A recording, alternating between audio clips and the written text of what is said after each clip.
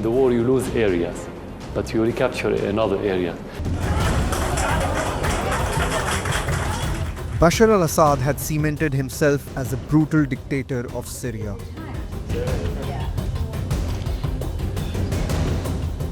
Under his rule of over 2 decades, war crimes, human rights violations, and radical extremism grew to heights none could imagine.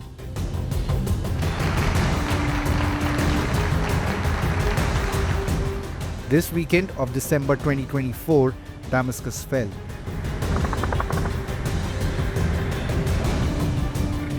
Taken over by the Syrian rebels, marking the end of a dictatorial dynasty and forcing Assad to flee the country. From a young man on his way to become an eye doctor who was not supposed to inherit the regime from his father, to becoming one of the most ruthless leaders of the Middle East. This is Bashar al-Assad.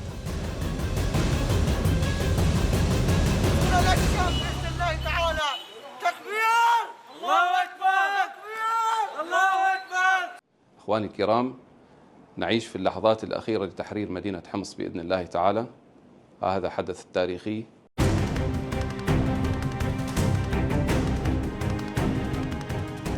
Bashar Hafiz al-Assad was born on September 11, 1965 in Damascus, Syria, into the family of Hafiz al-Assad, a military leader who seized power in 1970.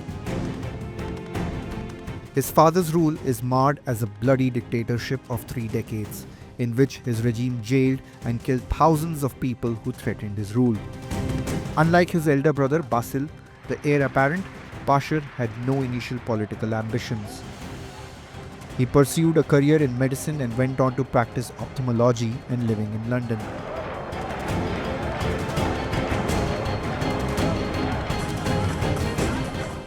In 1994, Basil died in a car crash.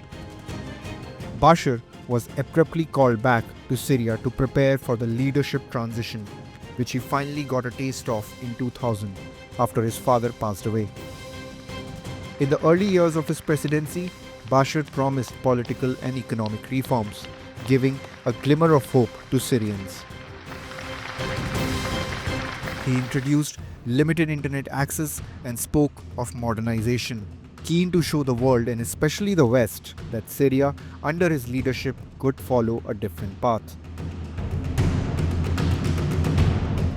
He cozied up with the West, meeting with then UK Prime Minister Tony Blair. But these changes were surface level at best. His regime maintained the authoritarian grip inherited from his father and never delivered on any reforms. The turning point came in 2011 with the Arab Spring. Peaceful protests, first in thousands and then in millions, demanding democracy were met with brutal force. He accused the foreign forces of conspiring to overthrow his regime and declared war against Syrians who opposed him.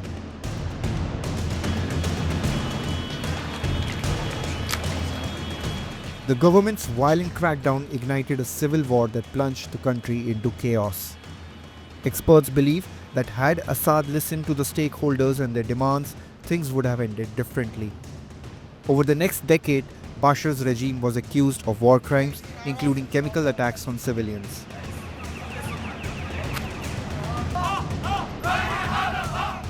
Millions were displaced, and Syria became a battlefield for global powers, with Russia and Iran backing Assad while the West condemned him. Despite a strong rebellion, Assad clung to power because some Syrians belonging to the same sect as Assad, the Alawites, supported him, apart from getting help from Iran and Hezbollah. But the cost was devastating, both for his country and his legacy.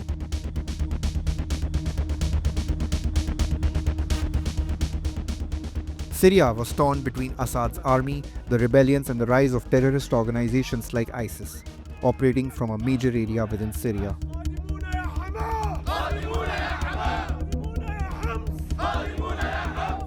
By 2013, Assad had lost substantial ground to the rebels, which led him to use chemical weapons on his own people in hopes of targeting the Syrian rebels in Damascus. 2016 saw Russia flattening rebels' strongholds in Syria's second largest city, Aleppo, driving them out to Idlib province and giving a new lease of life to Assad's regime. Definitely after the Russian intervention in supporting the Syrian army, legally of course, we felt much better. We captured many main cities, many more main positions at the expense of the terrorists. It's from Idlib that rebels rebuilt their power, which overthrew Assad in 2024.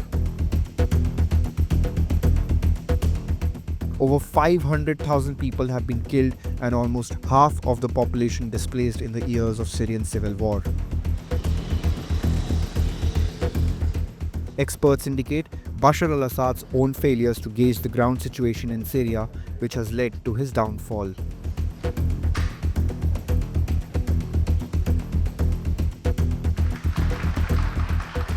In Syria, while we had an opportunity in that time when the war over there has calmed down, yet Assad didn't seize this opportunities to start engaging and restoring his relationship with his people, and we didn't see any serious movement, whether it's on the return of the refugees or on reconciling with his own people.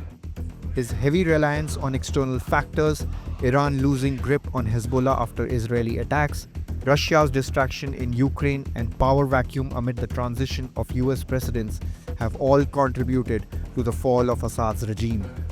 The fall of Bashar al-Assad was almost unthinkable a few weeks ago, but today the unthinkable has happened and given Syria a new hope to rebuild the torn nation. The end of the Assad family's 5-decade rule will reshape the balance of power in the Middle East. And at the same time, these changes could lead to a dangerous power vacuum and could result in even more chaos and violence.